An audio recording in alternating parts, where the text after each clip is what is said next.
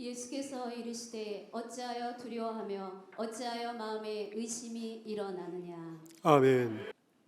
사랑하는 귀한 교우 여러분, 한 해를 어떻게 걸어왔습니까? 어떻게 마무리하고 있습니까? 현대를 일컬어 불확실성의 시대라 이렇게 이야기를 합니다. 바꿔서 얘기하면 불안과 공포의 시대다 이렇게 얘기할 수 있겠습니다. 불확실성은 불안과 두려움을 야기하니까요. 참 이상하잖아요. 문명이 발달하고 경제가 성장하며 생활 수준이 나아질수록 불안과 두려움이 도리어 증대합니다.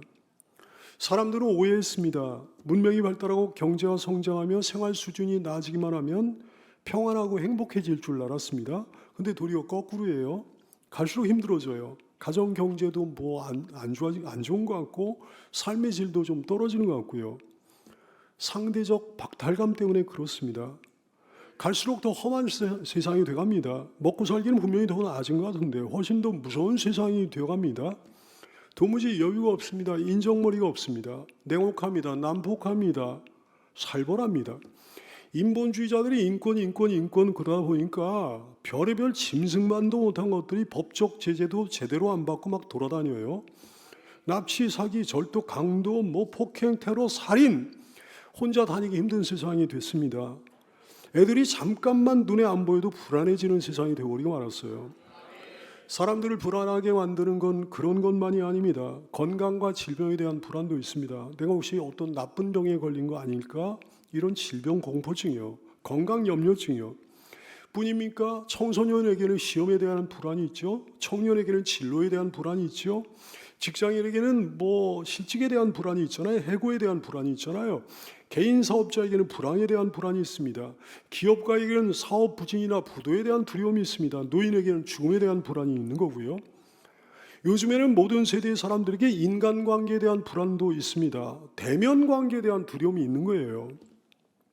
세계 경제, 국가 경제에 대한 불안도 있는 거죠. 노후에 대한 불안도 있고요. 치열한 생존 경쟁 속에서 남보다 뒤떨어지지 않을까 하는 두려움도 있습니다. 심지어는 귀가 공포증도 있다고 그래요. 가족들과의 관계가 나빠지면 귀가 공포증에 시달린답니다. 근데 사실은 이런 온갖 불안과 두려움이 하루 이틀 사이에 생긴 거 아닙니다. 현대에 접어들어가지고 갑자기 생긴 거 아니에요. 아담과 하와의 원죄 이후로 온 인류는 이런저런 불안과 두려움을 숙명처럼 안고 살게 됐습니다. 외로움이 그렇듯이 불안과 두려움도 죄를 지어 하나님을 떠난 인류에게 생긴 천형이에요.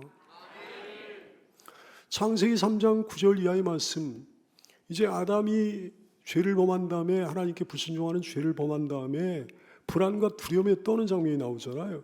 여호와 하나님이 아담을 부르시며 그에게 이르시되 네가 어디 있느냐? 아담이 이르되 내가 동산에서 하나님의 소리를 듣고 내가 벗었으므로 두려워하여 숨었다 그랬어요. 창세기 4장 13절 이하의 말씀, 아벨을 죽인 가인이 불안과 두려움에 떠는 장면이 나오잖아요. 가인이 여호와께 이르되 내 죄벌이 지기가 너무 무겁습니다. 주께서 오늘 이 지면에서 나를 쫓아내시온즉 내가 주의 낯을 배웁지 못하리니 내가 땅에서 피하여 유리하는 자가 될지라. 물은 나를 만나는 자마다 나를 죽일 겁니다. 그래서 불안과 두려움에 떠는 거예요. 평안이 깨져버리는 거죠. 온갖 불안, 온갖 두려움에 시달리는 거죠. 온갖 의심에 시달리는 거죠. 러시아의 문호 도스토예프스키가 이런 얘기를 했습니다. 삶은 공포다. 현재의 모든 것은 공포이며 고통이다 그랬어요. 셰익스피어가 얘기했습니다. 인생의 최대의 적은 공포와 불안이다. 걱정과 불안이다. 공포와 불안이다 그랬어요. 요한 웨슬리 목사님이 이렇게 얘기합니다. 본향인 하늘나라에 이르기까지 이 세상에 참된 평안은 없다 그랬어요. 이거 내가 맨날 하는 얘기잖아요. 왜 맨날 얘기합니까? 하나님의 말씀이니까요. 불안과 두려움의 결과가 뭡니까? 불안과 두려움은 사람에게 그리고 사회에 어떤 영향을 미치게 되는 겁니까? 사람을 중독자로 만들어요. 어떤 사람은 중독됩니다. 불안과 두려움 때문에 흡연 중독, 알코올 중독, 마약 중독, 게임 중독, 섹스 중독, SNS 중독, 영상 중독, 스마트폰 중독, 도박 중독, 취미 생활을 넘은 좀 온갖 지나친 덕후질이요. 여기 있는 귀한 성도들 중에는 그런 거에 빠진 사람들 없는지. 많은 사람들이 엉뚱한 신을 의지하지요. 온갖 우상과 점쟁이 같은 것들을 의지합니다. 얼마나 바보 같은 짓인지. 사람이 조각해서 만들어 놓은 온갖 우상단지를 그렇게 의지합니다. 그 앞에서 죽고 못 삽니다. 예레미야 10장 3절 이하의 말씀, 여러 나라의 풍습은 헛된 것이니 삼림에서 벤 나무에 불과하다 그랬어요. 기술공의 두 손이 도끼로 만든 것에 불과하다 그랬습니다. 그들이 은과 금으로 그것에 그럴듯하게 입히고 꾸미고 못과 장도리로 그것을 든든히 하여 흔들리지 않게 고정한다 그랬어요. 그것이 둥근 기둥 같아서 말도 못하며 걸어다니지도 못함으로 사람이 메어야 하느니라 그랬어요. 그것이 그들에게 화를 주거나 복을 주지 못하나니 너희는 그것들을 두려워하지 말라고 그러셨습니다. 뭔 무당들이 그렇게 많고 쪽집게 도사가 그렇게 많고 보살이 그렇게 많고 신당, 도령, 선녀, 만신, 장군, 동자들이 말이죠. 뭐가 그렇게 많은지. 그런데도 그 사람들 영업소에 문전성시에 왜? 사람들이 불안과 두려움을 이기지 못하기 때문입니다. 어리석은 인간들이 불안과 두려움 속에 신라 같은 희망을 찾아 그런 데를 끊임없이 찾아다니기 때문입니다. 어려운 시대일수록 우상을 찾는 사람들이 많아집니다. 불안정한 시대일수록 경제가 어려울수록 우상을 찾는 사람들이 많아집니다. 선거철이나 입시철만 되면 문전성시예요. 여기에 그런 어리석은 사람이 한 사람도 없게 되기를 축복합니다. 하나님 정말 미워하시니까요. 불안과 두려움은 건강을 해치게 합니다. 모든 질병의 90% 이상이 불안과 두려움 때문에 발생한다는 연구 결과가 있을 정도예요. 노벨상을 받은 알렉시스 카렐 박사가 얘기합니다. 근심, 걱정, 불안과 싸우는 방법을 모르는 사람은 반드시 일찍 죽는다 그랬어요. 장수하는 사람들은 어떤 사람들이라는 거예요? 불안과 두려움의 문제를 해결하는 방법을 나름대로 터득한 사람들이라는 거지. 존스 홉킨스 박사가 얘기합니다. 나는 근심이 있는 사람이 근심 없는 사람보다 더 빨리 죽는 이유를 아직 알지 못한다. 하지만 그건 분명한 사실이다 그랬어. 아니 이유를 모르긴 왜 모릅니까? 존스 홉킨스 박사 같은 사람이 모르긴 왜 몰라요? 정신 건강을 해치니까 그런 거죠. 육체 건강을 해치니까 더 빨리 죽는 거죠. 거기에 온갖 중독 같은 해로운 것으로 불안감을 해소하려고 하니까 그런 거죠. 제2차 세계대전 당시에 전쟁으로 죽은 미국 청년의 숫자가 30만 명 정도 된다고 그래요. 근데 아들이나 남편을 전쟁터에 보내고 불안과 두려움으로 인해 질병이 걸려 죽은 미국 시민의 수가 100만 명이 넘는다는 거예요. 존귀한 성도여, 2025년의 마지막 주일날 불안과 두려움의 문제를 해결하고 새해를 힘있게 준비하는 여러분 되기를 축복합니다. 불안과 두려움이 심한 경우 자살에까지 이르게 되는 거죠. 불안과 두려움이 심해지면 사람은 스스로 자기 목숨을 끊음으로 그토록 자기를 괴롭히던 불안과 두려움으로부터 해방돼 보고자 하는 거예요. 벗어나 보고자 하는 거예요. 근데 자살한다고 해서 그런 데서 벗어날 수 있나? 오히려 영원하고 진짜로 끔찍한 불안과 두려움의 세계로 불나방같이 뛰어드는 격이죠. 지옥으로 말이죠. 어떻든지 반드시 불행해집니다. 세상에서 제일 불행한 인생이 어떤 인생이에요? 평안을 잃어버린 인생이에요. 돈 없는 인생이 아니에요. 평안을 잃어버린 인생이에요. 불안과 두려움에 떠는 인생만큼 불행한 인생이 없습니다. 불안과 두려움을 극복하지 못하면 제 아무리 건강해도 제 아무리 돈이 많아도 지위가 아무리 높아도 명예가 아무리 높아도 인기가 아무리 많아도 불행하게 살다 불행하게 인생을 마치게 됩니다. 사람들을 두렵게 만드는 게 한두 가지가 아니잖아요. 전쟁, 환경, 직장, 부동산 경기, 주식시장, 건강 문제. 근데 사실 진짜로 두려워해야 될 건 그런 게 아니에요. 진짜 두려워해야 될 건 두려움 그 자체입니다. 두려움을 두려워해야 돼.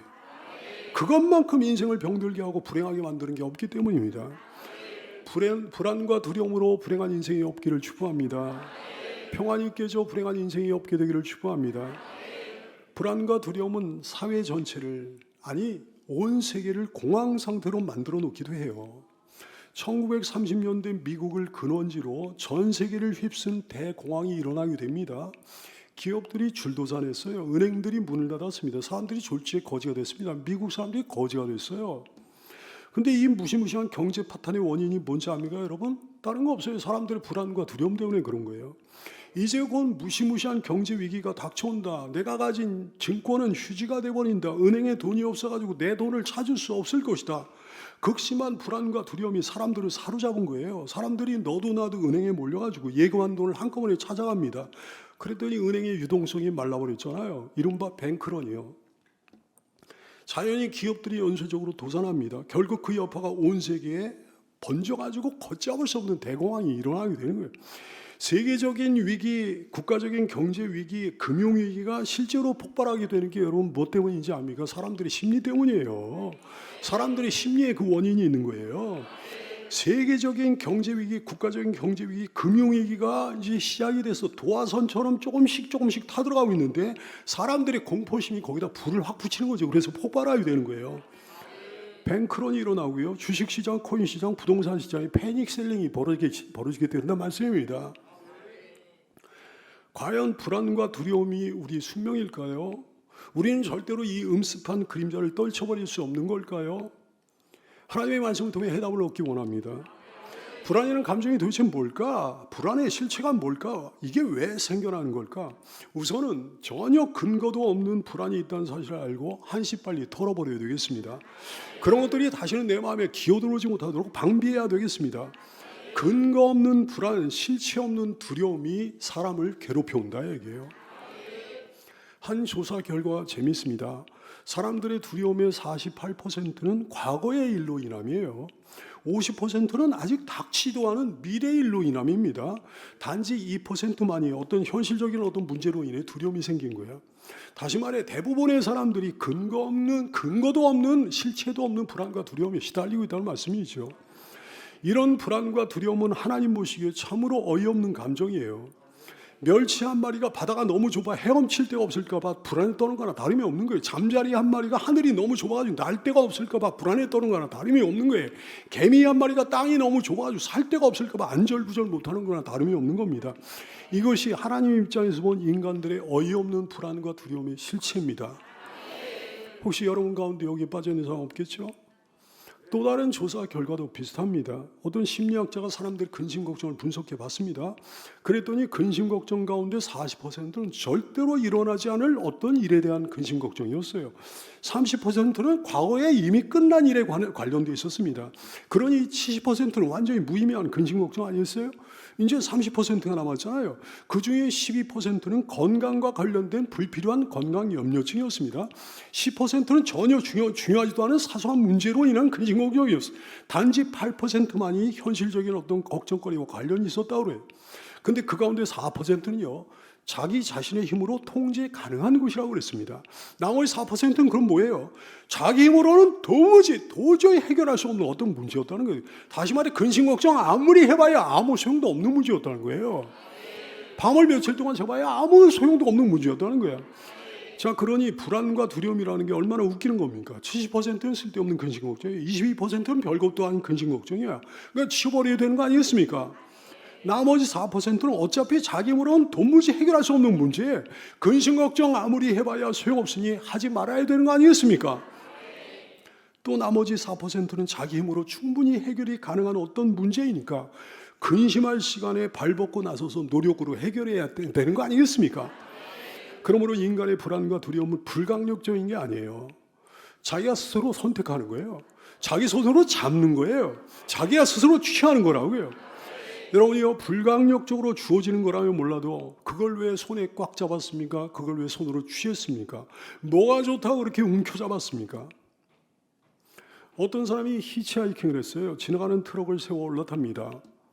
이제 밤이 이제 어두워지는데 보니까 짐칸에 빈 관들을 실은 트럭이었어요.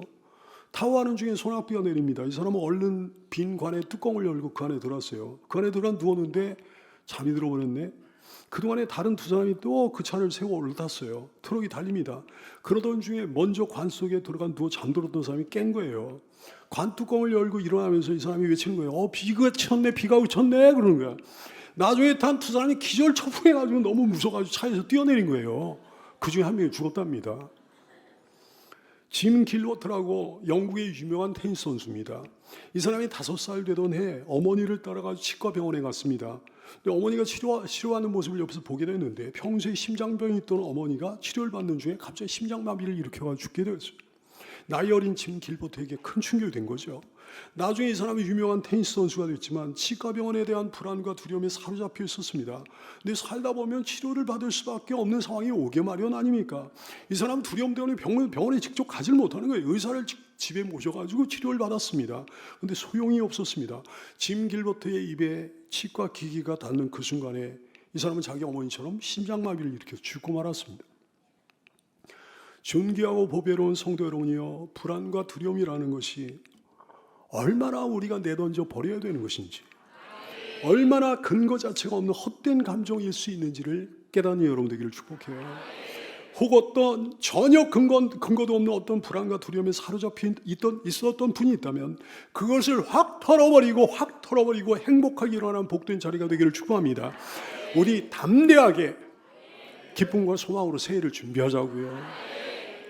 온갖 불안과 두려움은 누가 주는 걸까요? 어디서 생기는 걸까요? 이거요? 마귀가 주는 거예요.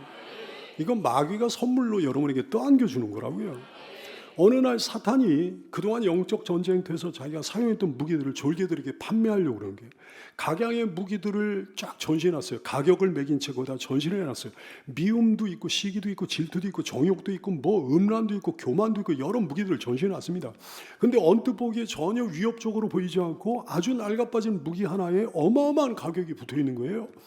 이상하게 여긴 졸개 악령 하나가 두목 마귀에게 물어봅니다. 아니 이 무기는 무슨 이유로 이렇게 비싼 건가요? 두목 마귀가 대답합니다. 아유 이 한심한 놈아, 이거야말로 사람들에게 가장 쉽게 접근할 수 있는 무기면서도 가장 파괴력이 있는 무기라는 걸 넌 모르는구나. 겉보기에는 대단해 보이지 않기 때문에 사람들은 이 무기를 전혀 경계하지 않지만 여기에 걸린 사람은 좀처럼 빠져나오지 못해. 이 무기의 아래에는 다음과 같은 설명이 붙어 있었어요. 불안. 사탄은 불안이라는 무기를 사용해야 그리스도인을 공격합니다. 불안에 빠지면 쉽게 낙심합니다. 쉽게 포기합니다. 영적 침체와 무기력이 함께 빠지게 됩니다. 깊이 빠지게 됩니다. 잘못하면 하나님과의 거리가 멀어져 가지고 진짜 멸망당하는 거예요. 여러분 모세나 엘리야, 다윗 같은 믿음의 영웅들이요, 영적인 거목들이요, 그분들도 여기에 넘어가지고 위기에 몰린 적이 있었을 정도라는 사실을 깨닫는 여러분 되기 바라요. 시편 40편 5절 말씀 다윗의 고백이에요. 내 영혼아 네가 어찌하여 낙심하며 어찌하여 내 속에서 불안해하는가. 불안해했다는 거거든. 두려움에 떨었다는 거거든. 근데 그분은 주님을 바라보고 다시 힘을 내는 거예요. 불안을 떨쳐버리는 거예요. 존귀하고 보배로운 성도 여러분이요, 불안과 두려움은 하나님 뜻이 아니에요. 누가복음 24장 38절 예수께서 그러셨잖아요. 어찌하여 두려워하며 어찌하여 마음에 의심이 일어나냐 그러셨잖아요. 부활하신 예수님을 만난 제자들이 두려워하자 어찌하여 두려워하느냐. 어찌하여. 성경에 제일 많이 나오는 명령 가운데 하나가 이거예요. 두려워하지 말라 이거예요. 신앙은 믿음인데 믿음과 가장 반대되는 게 두려움이거든요. 믿음과 가장 반대되는 게 불안이거든요. 그러므로 불안의 시작은 신앙의 끝입니다. 참된 신앙의 시작은 불안의 끝입니다. 사탄에게 속아서 불안과 두려움에 떨었던 성도가 있다면 신앙을 힘있게 시작할 수 있게 되기를 축복합니다. 신앙을 시작함으로 불안과 두려움의 사슬을 끊어버리는 여러분 되기를 축복합니다. 웬 불안입니까? 웬 두려움입니까? 내 뜻대로 잘 안 될 때 불안과 두려움이 생기는 거죠. 근데 인생 만상은 뜻대로 되든가요? 그렇지 않습니다. 오늘 찬양대 가사에도 그랬습니다만은 그렇지 않아요. 농부가 이른 봄에 씨를 뿌리고 모를 심는 건 가을의 풍년을 기대하기 때문에 그러는 거죠. 그러나 언제나 기대한 것처럼 됩니까? 전혀 그렇지 않아요. 때로는 가뭄이 들어가 농사를 망치기도 하는 거예요. 때로는 잘 되는 것 같다가도 갑자기 불어닥친 태풍이나 홍수 때문에 또 망치기도 하는 거죠. 어부가 출항할 때는 만선의 꿈을 안고 출항하는 거 아닙니까? 그러나 바다에 나간 배가 항상 만선으로 돌아오는 거 절대 아니죠. 때로는 조금밖에 못 잡는 경우도 있고, 아니 아주 더러는 빈배를 끌고 돌아오는 경우도 있는 거예요. 사업도 그래요. 시험도 그래요. 인생의 모든 계획들이 다 그렇습니다. 내 뜻대로 되지 않는 경우가 너무나 많은 거예요. 그럴 때 사람은 불안과 두려움에 수렁에 빠지게 되는 거지. 바로 그때를 조심하기 바랍니다. 내 뜻대로 되지 않을 때를 조심하기 바랍니다. 여러분 이거 기억해야 됩니다. 비록 내 뜻대로 되지 않았을지라도 온전하시고 완전하신 주님의 뜻대로 되고 있는 중이라는 사실을 재빨리 기억하고 일어나는 여러분 되기를 축복합니다. 웬 불안입니까? 웬 두려움입니까? 주변에서 들려오는 소식들 때문에 그런 거지. 뉴스들마다 좋은 소식이 별로 없어요. 하긴 좋지 않은 소식일수록 내 귀에 크게 들리는 거지. 여기저기 쏟아지는 소식들로 인해 가지고 우리는 잘도 불안해집니다. 경제 상황으로 인해 불안해지고 전쟁 소식으로 인해 흉악한 범죄자들 때문에 자녀들 키우는 부모는요, 왕따에게나 학교 폭력 같은 얘기 나오면 예민해져요. 납치 사건이나 성폭행 같은 얘기가 나오면 말할 수 없이 불안해지고 그러는 거예요. 지혜로운 여러분이요, 그런 온갖 소리들이 귓전에서 왱왱거리면 여러분이 힘들게 할 때 재빨리 하나님의 음성에 귀를 기울이는 성도가 되기를 축복해요. 강단에서 증거되는 하나님의 말씀에 귀를 기울이기 바랍니다. 우리 귀에 무슨 소리로 채워넣느냐에 따라 가지고 불안과 두려움의 인생이 될 수도 있고 담대하고 편하고 행복한 인생이 될 수도 있는 거예요. 주께서 우리 귀에 들려주신 소식은 뭐였습니까? 누가복음 2장 10절 말씀, 천사가 이르되 무서워하지 말라. 보라, 내가 온 백성에게 미칠 큰 기쁨의 좋은 소식을 너에게 전하노라 그러셨잖아요. 예수님이 오셨답니다. 나의 목자이신 예수님이 오셨답니다. 예수님이 계시답니다. 여러분, 웬 불안입니까? 웬 두려움입니까? 미래에 대한 불확실성 때문에 불안과 두려움이 빠지고 그러는 거예요. 사람은 정말 아무것도 몰라요. 자기한테 무슨 일이 벌어질지, 자기 주변에 무슨 일이 벌어질지, 이 나라에 무슨 일이 벌어질지, 전 세계에 무슨 일이 벌어질지 아무것도 몰라요. 아무것도 모르면서 잘난 척하고 아는 척하는 인간들 보면 정말 우습잖아요. 도무지 예측할 수 없습니다. 사람은 아무것도 모른다고 해도 과언이 아닙니다. 왜 아무것도 모르니까 불안하지 않을 수가 없는 거지. 성도 여러분이요, 나에게는 모든 것이 불확실하지만 우리 하나님께는 어느 것 하나도 불확실하지 않다는 이 사실을 기억해야 되겠습니다. 여러분의 하늘 아빠는 전지전능하신 만물의 창조주시라고요. 그분이 약속하신 여러분 미래의 행복은 한치의 어긋남 없이 고스란히 이루어집니다.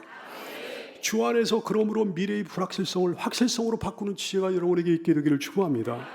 웬 불안입니까? 웬 두려움입니까? 자신의 무능력을 느꼈을 때 우리는 불안과 두려움에 빠지곤 하는 거지. 우리는 자주 이런 상황에 부딪혀요. 내가 할 수 있는 게 없어 보여요. 앞뒤가 꽉 막혀 있는 것 같습니다. 어디를 둘러봐도 희망이 별로 보이지 않는 것 같아요. 앞에 무슨 거대한 절벽이 가로놓여 있는 것 같습니다. 그럴 때 우리는 불안과 두려움에 빠지는데요. 여러분, 이 사실 기억해야 돼요. 자기의 약함을 인지한 것이 그것이 복이에요.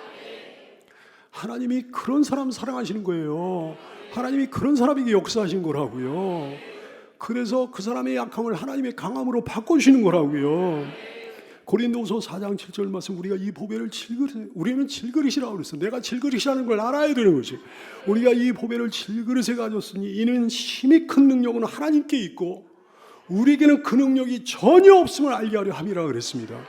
고린도서 12장 9절 이하의 말씀, 나에게 이르시기를 내 은혜가 네게 족하도다. 이는 하나님의 능력이 약한 데서 온전하여 짐이라 그러셨어요. 그러므로 도리어 크게 기뻐함으로 나의 여러 약한 것들에 대하여 도리어 더 자랑하리니. 세상 사람들은 자기의 강함을 자랑하는데 우리는 우리의 약함을 자랑하는 사람들이에요. 왜? 이는 그리스도의 능력이 내게 머물게 하려 함이라. 약함을 고백하는 사람에게 하나님의 능력이 머물거든요. 하나님 불쌍히 여겨주시거든요. 하나님이 강한 손과 표심팔로 안아주시거든요. 그러므로 내가 그리스도를 위하여 약한 것들과 능력과 궁핍과 박해와 곤고를 기뻐하노니 이는 내가 약한 그때 강함이라. 웬 불안입니까? 웬 두려움입니까? 위험에 처할 때 우리는 불안과 두려움에 수렁에 빠지는 거지. 성경의 위대한 인물들조차 위험에 처했을 때 불안과 두려움을 이기지 못하고 낙심한 적이 있었습니다. 여러분, 엘리야 선지자, 그 위대한 하나님의 용사 대표적인 케이스예요. 열왕기상 19장 4절 말씀, 자기 자신은 광야로 들어가 하룻길쯤 가서 한 로뎀나무의 아래에 앉아서 자기가 죽기를 원하여 이르되 여호와여 넉넉하오니 지금 내 생명을 거둬가소서. 주님, 저 데려가세요. 저는 내 조상들보다 나은 것이 없습니다. 그랬어요. 뭐 때문에 천하의 엘리야가 이렇게 낙심해 있는 겁니까? 열왕기상 19장 2절 말씀에 보니까 당시에 권력을 한 손에 잡고 있던 이세벨 왕비가 사실 엘리야 선지자에게 보내어 이르되 내가 내일 이맘때에는 반드시 내 생명을 저 사람들 중 한 사람의 생명과 같게 하리라. 널 반드시 죽일 거다. 그렇게 하지 않으면 신들이 내게 벌 위에 벌을 내리며 왔다 하니라. 그러면서 막 죽이려고 하니까 도망다니다가 이렇게 힘을 잃어버린 거예요. 살다 보면 어찌 이런저런 풍랑이 없겠습니까? 어찌 위험한 상황이 없겠습니까? 하지만 여러분이요, 기억해야 돼요. 똑같은 시간에 똑같은 장소에 똑같은 위기를 맞이해도 두 부류의 판이하게 다른 신자들이 있을 수 있는 법이에요. 벌벌 떨고 있는 제자들에게 예수께서 말씀하십니다. 도대체 너희 왜 두려워하느냐? 왜 불안해하느냐? 이 믿음이 작은 자들아. 마태복음 8장 26절 예수께서 이르시되 어찌하여 무서워하느냐? 믿음이 작은 자들아 하시고 곧 일어나서 바람과 바다를 꾸짖으시니 잔잔하게 되었다. 성경은 증언하잖아요. 지혜로운 교우 여러분이요, 주님의 음성에 귀를 기울이는 이 시간 되기 바래요. 위험한 상황이 문제예요. 그런 상황이 아니라면 누구나 다 믿음이 있는 것 같지요. 믿음이 있는 것처럼 보이잖아요. 주님은 위험한 상황에서 불안과 두려움에 떠는 사람들에게 이렇게 말씀하시는 거예요. 어찌하여 무서워하느냐? 믿음이 작은 자들아. 그래요. 불안과 두려움 그리고 믿음은 밀접한 상관관계가 있습니다. 그 둘은 정확히 반비례 관계라고요. 믿음을 밀어내면 불안과 두려움이 들어오는 거예요. 믿음이 사라지잖아요. 불안과 두려움으로 가득해지는 거예요. 불안과 두려움으로 가득해지면 믿음이 있을 자리가 없어요. 믿음이 완전히 사라집니다. 반대로 믿음이 들어오면 불안과 두려움이 나가는 거예요. 믿음이 가득해지면 불안과 두려움이 있을 틈이 없는 거죠. 존귀한 교우 여러분이요, 위험한 상황이 문제임을 기억하는 여러분 되기 바라요. 위험한 상황 속에서 믿음을 꺼내 보이는 여러분 되기 바랍니다. 그때 믿음으로 불안과 두려움을 밀어내는 성도가 되기 바랍니다. 그때 믿음으로 불안과 두려움의 설 자리를 아예 없애버리는 성도가 되시기를 주의 이름으로 축원합니다. 웬 불안입니까? 웬 두려움입니까? 외로울 때 그런 게 생겨요. 깜깜한 마음에 혼자 있으면 불안하고 두렵지 않습니까? 훤한 대낮이라 그래도 아무도 없는 넓은 들판이나 깊은 숲속에 혼자 있으면 왠지 불안하고 두려워집니다. 여러분 가운데 외로워서 이렇게 된 분 없나요? 여러분 오해하지 마세요. 여러분 절대 외롭지 않아요. 왜냐하면 여러분은 언제 어느 때나 혼자가 아니니까요. 내 주변에 사람이 없을수록 하나님은 여러분을 더 가까이 해주십니다. 언제든지 어디서든지 여러분 안에 성령이 계십니다. 여러분 손을 예수님이 항상 잡고 계십니다. 하나님 아버지가 여러분을 늘 품에 안고 계십니다.